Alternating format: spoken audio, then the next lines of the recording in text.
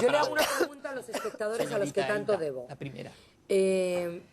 ¿Saben ustedes cuánto dinero ahorra la Iglesia al Estado? Sí, ¿cuántos kilometrajes hace? ¿Cuántas estoy hablando? Ya, usted que estás Quiero hablar con la misma dulzura que habló el otro día, el que tendría que ser nuestro candidato en la oposición, el señor Pons. Quiero aprender de esa dulzura. A veure, un moment.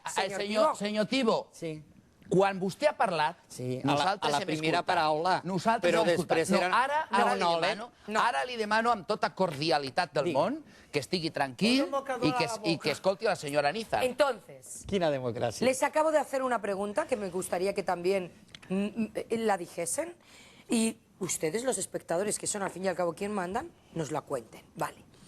Esa es la primera pregunta porque es una realidad. La cantidad de dinero que los frailes, las monjas, los curas ahorran, misioneros, efectivamente, gracias Regina, ahorran a nuestro Estado. Cuando hay pobres que no tienen que comer y es la Iglesia la que está ahí. Cuando hay pobres que no tienen con qué vestirse y hay gente que está ahí de manera altruista. Y etcétera, etcétera, señor Tibo.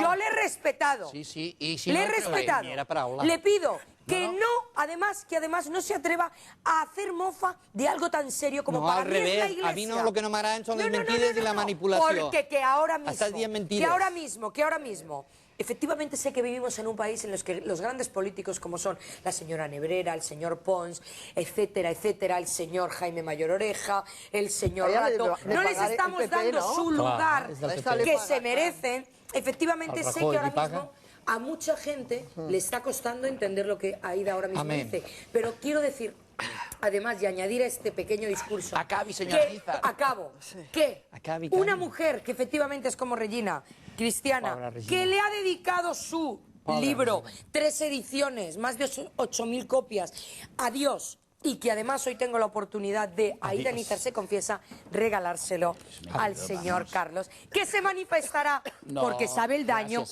que hace el que digan... Aida Nízar se confiesa. Pues si me las dedicas. Hombre, claro, claro. Se han vendido 3 copias y 3.000 copias. Aida Nízar se confiesa. No, 3 ediciones, 8.000 copias. Gracias.